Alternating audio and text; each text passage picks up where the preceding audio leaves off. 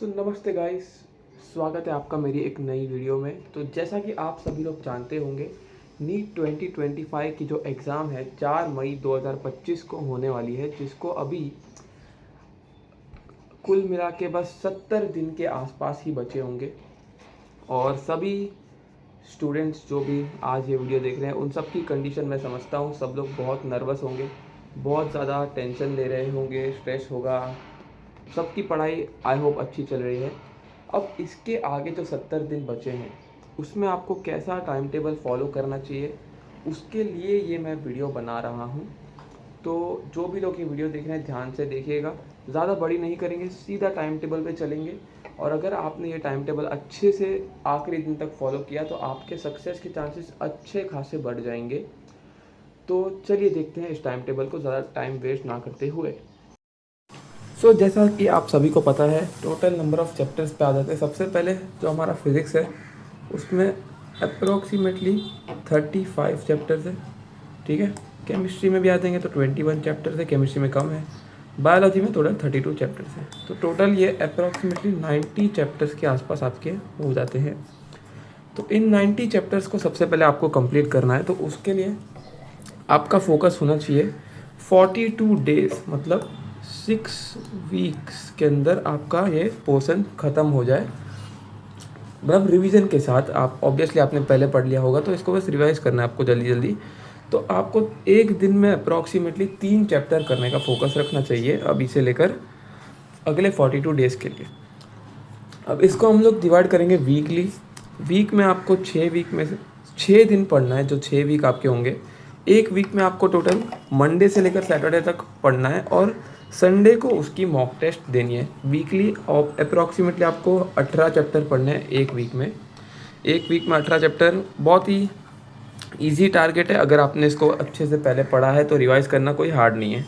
तो आप इसको ऐसे डिवाइड कर सकते हैं, मतलब मैंने यहाँ पर बनाया, आप अपने हिसाब से चेंज भी कर सकते हैं इसको। सबसे पहले दिन जो रहेगा, पहले और दूसरे दिन, जो फर्स्ट और सेकंड दिन रहेगा, उसमें आप फिज़िक्स कर सकते हैं अप्रॉक्सीमेटली 6 से 7 चैप्टर। वेडनेसडे और थर्सडे को आप कर सकते हैं केमिस्ट्री 3 से 4 चैप्टर। फ्राइडे और सैटरडे को आप बायोलॉजी कर सकते हैं। आप ये चेंज कर सकते हैं अपनी प्रायोरिटी के हिसाब से, और आपका जो वीक चैप्टर है उसको आप ज़्यादा फोकस दीजिए। और उसके बाद जो संडे आएगा, उसमें आपको मॉक टेस्ट देनी है, जो भी चैप्टर आपने उस हफ्ते में पढ़े होंगे। जितने भी चैप्टर, 18 चैप्टर आपने जो पढ़े होंगे, वो आपको मॉक टेस्ट देनी है। और ये आपका एक वीकली शेड्यूल जैसा बन गया। आपको इसी वीकली शेड्यूल को 6 वीक तक फॉलो करना है, जब तक आपका पोर्शन ना ख़त्म हो जाए पूरा रिवाइज करके। जैसे ही 6 वीक्स हो जाएंगे, तो आपका पूरा पोर्शन अच्छे से दोबारा रिवाइज हो चुका होगा, और अब भी आप पूरी तरह से तैयार हो चुके हैं कंप्लीट मॉक टेस्ट देने के लिए। अब बहुत लोग को डाउट होता है कि कैसे रिवाइज करना चाहिए चैप्टर को, तो उसके लिए मैंने भी यहाँ पर एक लिखा हुआ है, आप पढ़ सकते हैं। सबसे पहले फिज़िक्स की अगर हम बात करेंगे, तो 1 से 2 घंटे आप उसके थियरी प्रिपरेशन और फार्मूला रीडिंग को देंगे, और 2 से 3 घंटे उसकी सॉल्विंग को देंगे। अब सॉल्व क्या करना है, सॉल्व आपको मेजरली तो नीट PYQs, जो नीट PYQs है, वो आप मेजरली सॉल्व कर सकते हैं। इसके अलावा अगर आपके पास कोई DPP है तो आप वो भी कर सकते हैं। बस 50 से 100 ऐसे MCQs जो हर एक कॉन्सेप्ट को अच्छे से टच कर ले और सारी वैरायटी के क्वेश्चन आ जाए, वैसा कुछ आपको सॉल्विंग करना है। अब एक मैंने आपको इम्पोर्टेंट पॉइंट दिया है। जैसे ही आप थियरी पढ़ लेंगे सारी, तो उसके बाद सारे के सारे फार्मूलाज जो भी उस चैप्टर के होंगे, वो आपको एक ब्लैंक पेज पे लिख देना है, ताकि आपको फार्मूलाज कभी आप भूलें ना, ठीक है। ये हो गया फिज़िक्स का। केमिस्ट्री में आप क्या कर सकते हैं, केमिस्ट्री में जो 3 होते हैं, ऑर्गेनिक, फिजिकल और इनऑर्गेनिक, इसको थोड़ा अलग अलग पढ़ना चाहिए। जैसे ऑर्गेनिक अगर हो गया, तो उसमें आपको इक्वल टाइम देना चाहिए। 1 से 2 घंटा आप प्रिपरेशन को दीजिए, फार्मूलाज वगैरह, फार्मूलाज तो नहीं होते इसमें जितने भी रिएक्शंस होंगे, और 1 से 2 घंटा सॉल्विंग को दे दीजिए। फिज़िकल में आप ज़्यादा टाइम कंटेंट और रीडिंग को मत दीजिए, उसमें सॉल्विंग को ज़्यादा टाइम दीजिए। इसलिए कंटेंट आप 1 घंटे में पढ़ लीजिए, थियरीज फार्मूलाज, और 2 से 3 घंटे सॉल्विंग को दे दीजिए। तीसरा इनऑर्गेनिक में NCERT बहुत ज़रूरी है। NCERT एकदम अच्छे से इनऑर्गेनिक में पूरी पढ़नी है। और उसके बाद सॉल्विंग को थोड़ा बहुत आधा 1 घंटा जितना आप दे देंगे तो भी इनफ है। एनसीईआरटी ज़्यादा फोकस करिए, इनऑर्गेनिक में सॉल्विंग पे थोड़ा कम फोकस करिए। उसके बाद आ जाते हैं हम लोग बायोलॉजी को कैसे करना है। बायोलॉजी में आप कोई भी सॉल्विंग मत करिए, बिल्कुल भी सॉल्विंग नहीं करेंगे तो भी चलेगा। आप करना चाहते हैं तो कर सकते हैं, बट कोई सॉल्विंग ना करो तो भी कोई प्रॉब्लम नहीं है। इसमें पूरा का पूरा अपने जो 2 दिन है हफ्ते के, 2 से 3 दिन, उसका पूरा टाइम आप इसमें एनसीईआरटी को ही रीडिंग करने का फोकस कीजिए। 2 से 3 बार एक एक चैप्टर के एनसीईआरटी पढ़ लीजिए, एकदम अच्छे से रट लीजिए एनसीईआरटी को। और उसके बाद तो आप मॉक टेस्ट देंगे तो उसमें आपकी सॉल्विंग प्रैक्टिस तो वैसे भी हो जाने वाली है। अब ये जो आप करेंगे 6 वीक का, तब आपका पोर्शन ख़त्म हो जाएगा। अब यहाँ मैंने एक नोट लिखा, after every test analyse mistakes properly. अब ये देखिए, ये बहुत इंपॉर्टेंट है। तो बहुत लोग क्या गलती करते हैं, टेस्ट दे देते हैं बट उसके बाद उसको चेक ही नहीं करते कि हमारा रॉन्ग क्या गया। तो वो एक बहुत बड़ी मिस्टेक है। तो आप एनालाइज करने में बहुत अच्छा टाइम दें। संडे का जो दिन रहेगा जिस दिन आप टेस्ट देंगे, उस दिन आप पढ़ाई थोड़ी कम कर दीजिए और 1 से 2 घंटे उस टेस्ट को एनालाइज करने में दीजिए।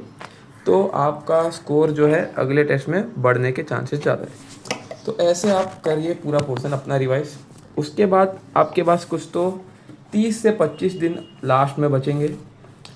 वो 30 से 25 दिन तो बचेंगे, उसमें आपको फुल पोर्शन टेस्ट मिनिमम 25 से 30, मिनिमम बोल रहा हूँ, ज़्यादा से ज़्यादा आप 50-60 दिएंगे तो और ही अच्छा है।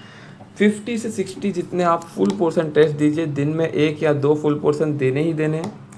और ऐसे फुल पोर्शन देने हैं कि उसकी आप एनालिसिस भी साथ साथ में करते रहिए। फुल पोर्शन देने का ऐसा नहीं कि दे दिया और छोड़ दिया, उसका एनालिसिस जो रॉन्ग है वो भी देखना है। और उस 1 महीने में ऐसा नहीं कि आपको फुल पोर्शन ही देना है, साथ ही साथ जो भी आपके रॉन्ग जा रहे हैं या फिर जो भी आपका टॉपिक वीक है, जो आप बार बार रॉन्ग कर रहे हैं, वो रिवाइज़ करिए। और साथ साथ में बायोलॉजी को भी रिवाइज़ करते जाइए। उस 1 महीने में बार बार बायोलॉजी रिवाइज़ करिए। और ऐसे आपका लास्ट का पूरा महीना जाना चाहिए। मॉक टेस्ट देते जाओ, बायोलॉजी और वीक टॉपिक्स रिवाइज़ करो। ऐसे आप पूरा अप्रैल महीना ऐसे ही गुजारिए। और लास्ट में जो मई महीने में जो 4 दिन बचेंगे, उसमें आपको एक भी मॉक टेस्ट नहीं देनी है। अब मैं ऐसा क्यों बोल रहा हूँ, क्योंकि देखिए जो लास्ट के 4 दिन हैं, आपने बहुत प्रिपरेशन की है, अभी बस बचे हैं 4 दिन, आपको उस टाइम सब कुछ आता है। तो अगर आप तभी मॉक टेस्ट देंगे और गलती से आप नर्वसनेस में आपका स्कोर कम आ गया, तो आप नीट में भी उसी नर्वसनेस के साथ जाएंगे। इसलिए मेरा सजेशन है, लास्ट के 4 दिन में एक भी मॉक टेस्ट मत दीजिए। सिर्फ और सिर्फ बायोलॉजी को रिवाइज़ करना है।